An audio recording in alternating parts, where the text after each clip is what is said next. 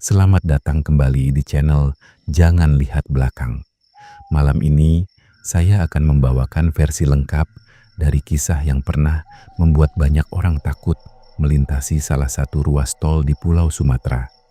Cerita ini lebih panjang, lebih gelap, dan lebih mengerikan dari yang pernah kalian dengar sebelumnya.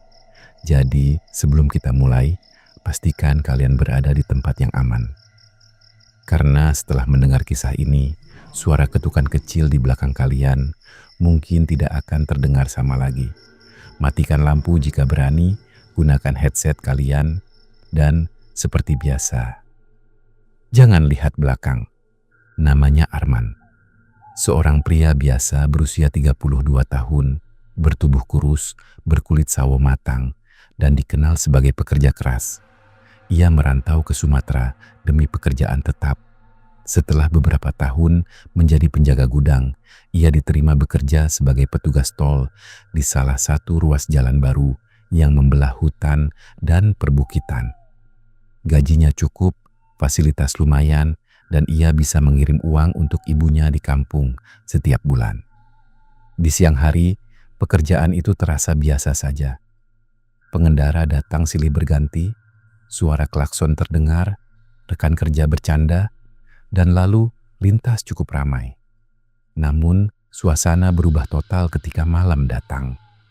Lampu jalan di ruas itu memang terpasang berjajar, tetapi beberapa sering mati karena gangguan listrik. Area sekitar didominasi hutan lebat. Tidak ada rumah warga, tidak ada warung, tidak ada suara manusia. Hanya jalan panjang, pepohonan hitam, dan kabut yang sering turun tanpa alasan. Petugas lama sering memberi nasihat pada pegawai baru. Kalau jaga malam, fokus saja ke kendaraan. Jangan banyak nengok ke belakang. Kalau dengar suara orang manggil dari luar gardu, pastikan dulu itu manusia. Mereka selalu tertawa setelah mengatakan itu, seolah hanya candaan. Tapi di mata mereka, Arman melihat ketakutan yang tidak bisa disembunyikan. Arman sendiri tidak terlalu percaya hal mistis. Baginya, semua bisa dijelaskan dengan logika. Suara aneh mungkin hewan liar. Bayangan di CCTV mungkin efek cahaya. Orang-orang sering takut karena terlalu lama berjaga sendirian. Ia menganggap cerita horor para senior hanya tradisi untuk menakut-nakuti anak baru. Sampai malam itu datang. Malam Jumat, hujan turun sejak sore. Langit gelap lebih cepat dari biasanya.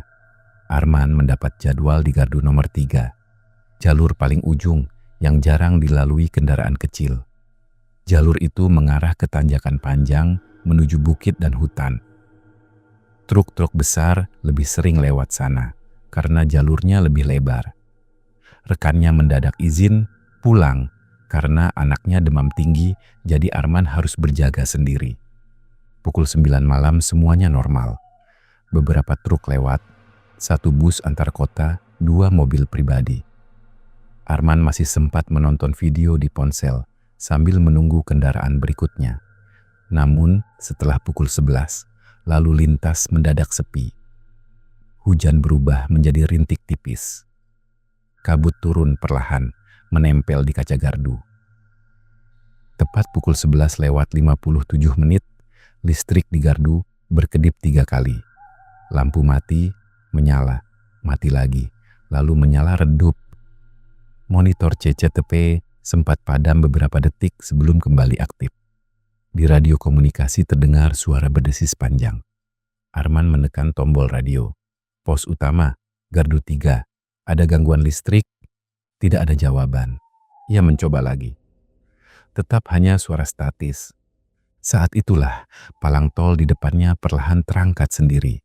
Tidak ada kendaraan. Jalan di depan kosong. Sensor seharusnya tidak bereaksi jika tidak ada mobil. Tapi palang terbuka penuh, bertahan beberapa detik, lalu turun kembali pelan. Arman menelan ludah. Ia mencoba tersenyum sendiri. Mungkin korslet. Belum selesai bicara, terdengar suara mesin mobil dari kejauhan. Lampu 2 titik muncul dari kabut.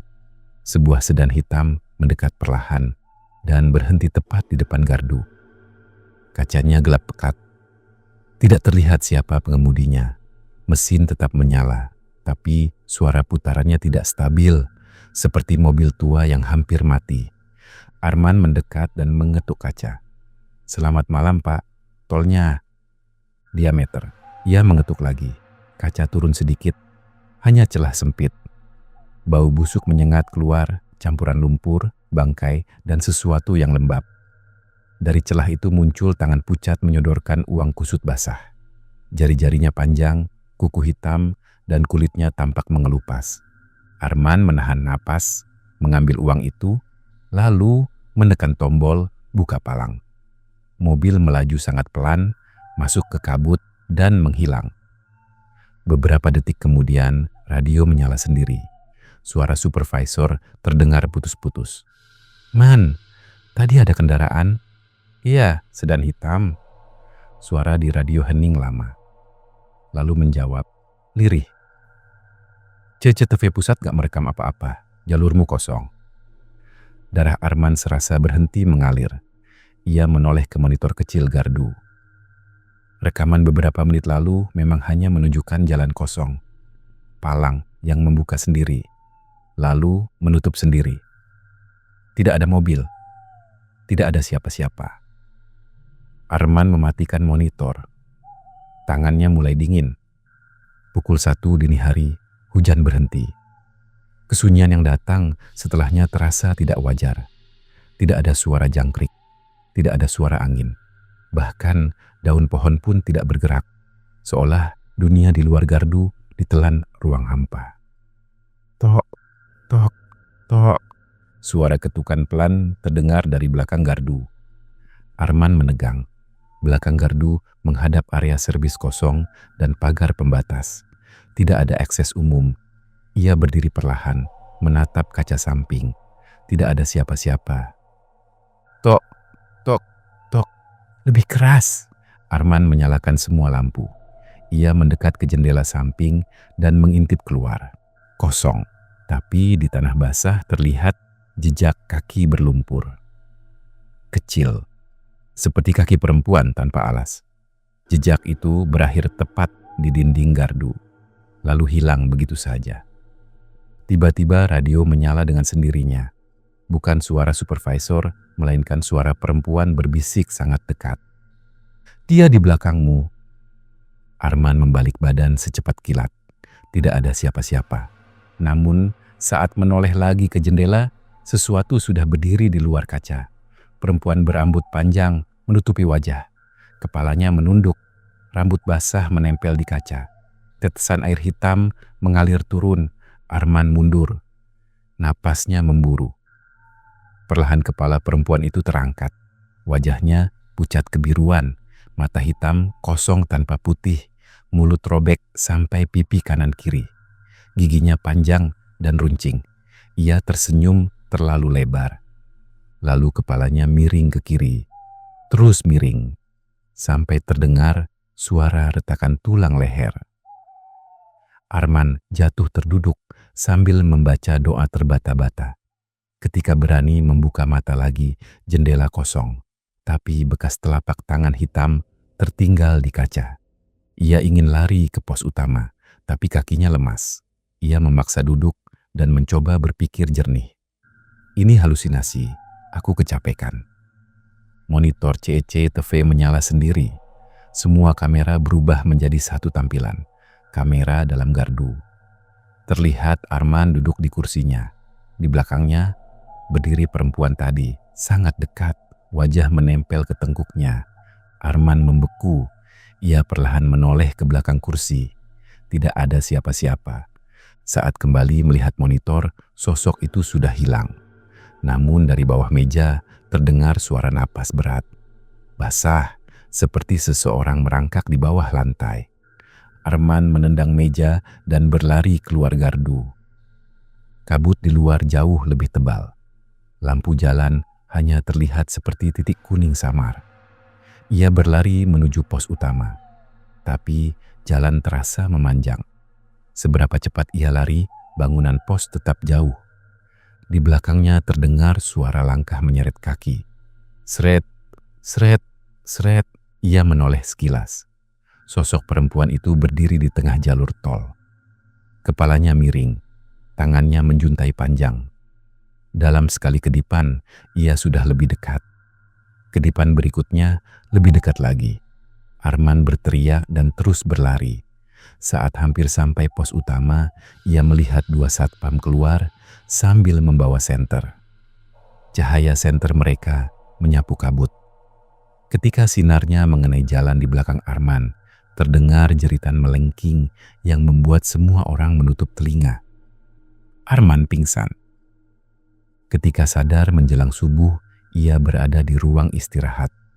Supervisor, dua satpam, dan petugas medis duduk dengan wajah pucat.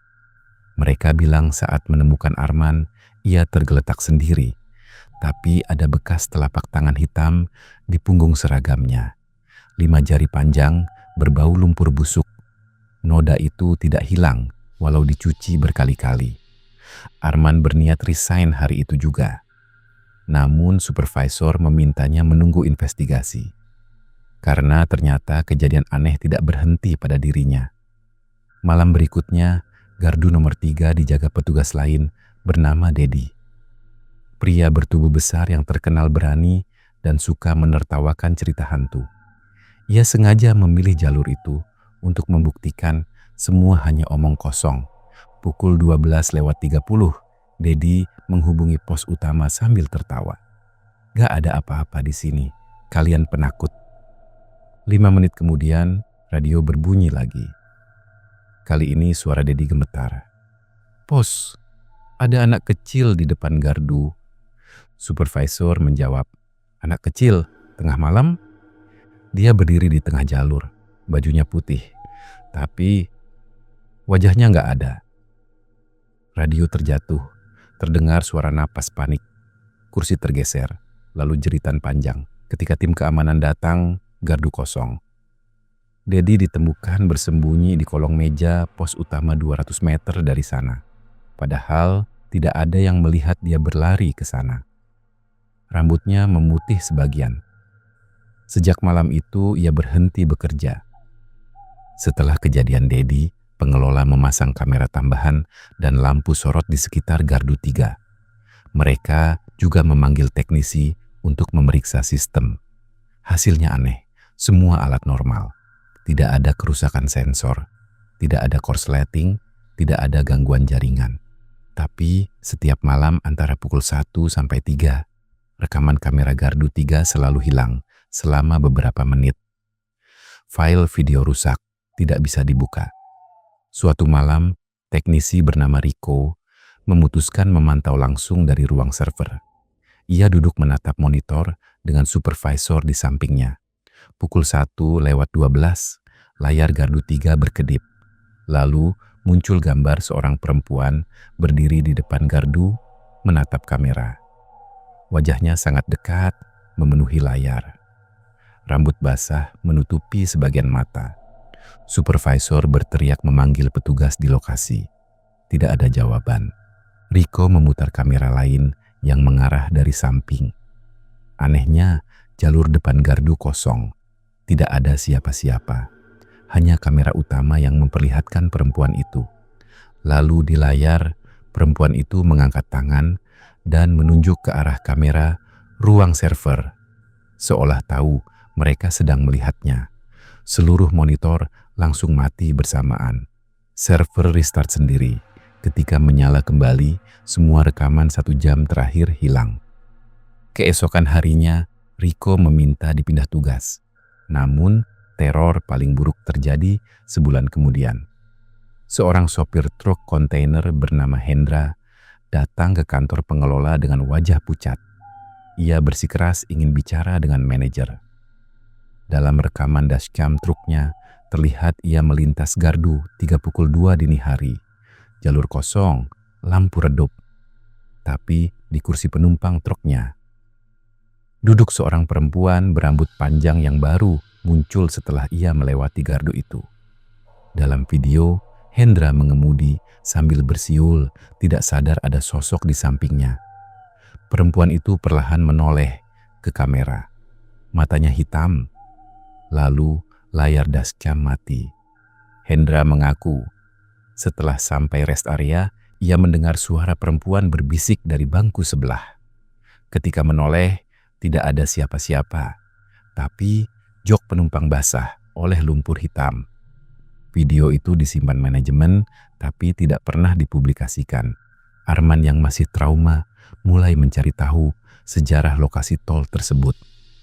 Ia mendatangi warga desa terdekat. Seorang lelaki tua akhirnya bercerita bahwa sebelum tol dibangun, kawasan itu dikenal sebagai tikungan maut.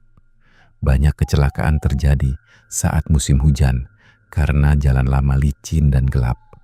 Salah satu kejadian paling mengerikan adalah hilangnya sebuah sedan hitam bersama seorang perempuan muda bernama Ratih.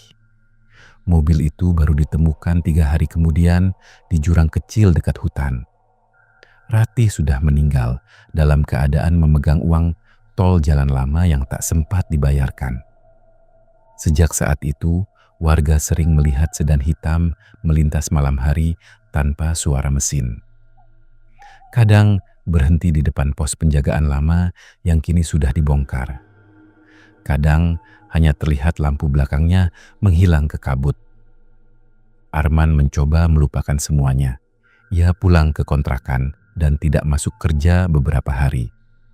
Tapi gangguan justru mulai mengikutinya. Malam pertama di rumah, ia mendengar ketukan dari jendela kamar. Tok, tok, tok. Padahal kamarnya berada di lantai 2. Saat membuka tirai, tidak ada siapa-siapa. Hanya bekas telapak tangan basah di kaca. Malam kedua, ia terbangun karena bau bangkai memenuhi ruangan. Di ujung kasur, ada rambut panjang basah menjuntai dari bawah ranjang. Saat ia menyalakan lampu, rambut itu hilang. Malam ketiga, ponselnya menyala sendiri. Kamera depan aktif menampilkan wajah Arman yang pucat. Di belakangnya berdiri perempuan itu. Saat Arman menoleh, kamar kosong. Ketika melihat ponsel lagi, layar retak sendiri dari tengah. Ia akhirnya meminta bantuan ustadz setempat. Rumahnya didoakan, air ruqyah dipercikan ke setiap sudut. Selama pembacaan doa, suara perempuan tertawa terdengar dari kamar mandi. Padahal tidak ada orang di sana. Cermin kamar mandi pecah tanpa disentuh.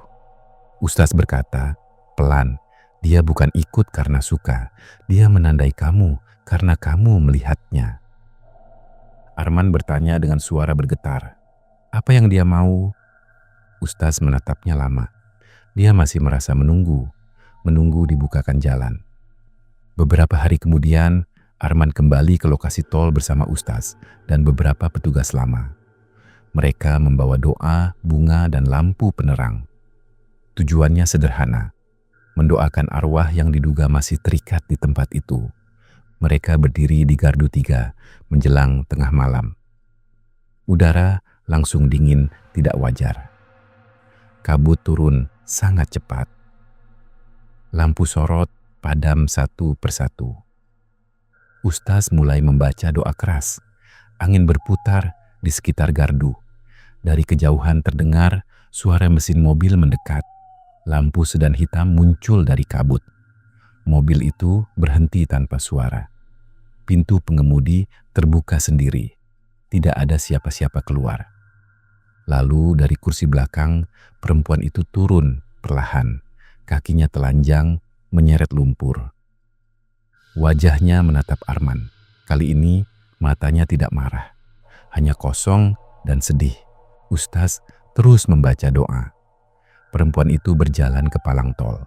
Ia mengangkat tangan yang menggenggam uang basah. Palang terangkat sendiri. Saat jalan terbuka, tubuh perempuan itu perlahan berubah menjadi kabut hitam dan tersapu angin malam. Sedan hitam di belakangnya ikut memudar, seolah larut bersama kabut. Semua orang terdiam.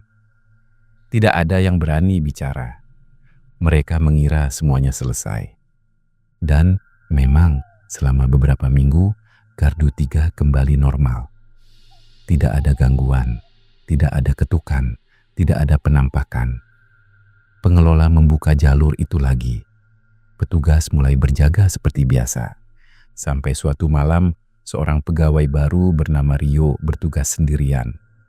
Pukul 2 dini hari, ia mengirim pesan ke grup internal. "Bang, siapa perempuan yang tadi nitip uang? Katanya kurang 1.000. Dia bilang nanti balik lagi." Tidak ada yang membalas. Semua orang membaca pesan itu dengan tubuh dingin, karena tak satu pun kendaraan tercatat masuk jalur 3 malam itu.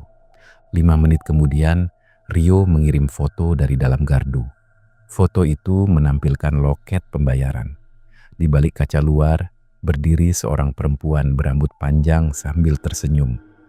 Di tangannya ada tiket tol basah berwarna hitam. Setelah foto terkirim, Rio tidak pernah membalas lagi. Saat tim keamanan datang, ia ditemukan pingsan di sudut gardu, memeluk lutut sambil berulang kali berbisik. Dia bilang jalannya belum selesai. Dia bilang masih menunggu. Sejak kejadian itu, gardu nomor 3 ditutup permanen. Jalurnya dibeton dan dialihkan ke jalur lain. Lampu dimatikan, kaca ditutup papan besi. Tidak ada lagi petugas yang ditempatkan di sana. Namun, sopir-sopir malam masih sering bercerita hal yang sama. Jika mereka melintas terlalu lambat di dekat jalur bekas gardu 3, radio mobil akan berdesis sendiri. Bau lumpur busuk masuk lewat AC. Dan di spion tengah, kadang terlihat seseorang duduk di kursi belakang. Seorang perempuan dengan tiket tol basah di tangannya. Menunggu seseorang menoleh, menunggu seseorang membuka jalan. Dan jika kalian suatu hari melintasi jalan tol sepi di tengah hutan Sumatera, lalu melihat gardu tua gelap berdiri sendirian di pinggir jalur, jangan pernah berhenti. Jangan turunkan kaca, jangan ambil uang dari tangan siapapun. Karena ada penumpang yang tidak ingin turun lagi. Itulah kisah lengkap tentang petugas tol di malam hari di Pulau Sumatera. Menurut kalian, apakah sosok itu benar arwah yang terjebak di jalur terakhirnya? Atau ada rahasia lain yang disembunyikan di lokasi tersebut? Tulis pendapat kalian di kolom komentar. Jika kalian suka cerita horor panjang seperti ini, jangan lupa subscribe, nyalakan lonceng notifikasi, dan bagikan ke teman kalian yang berani mendengarnya sendirian tengah malam. Saya pamit, dan ingat, kalau ada ketukan dari belakang saat kalian sendirian, jangan lihat belakang,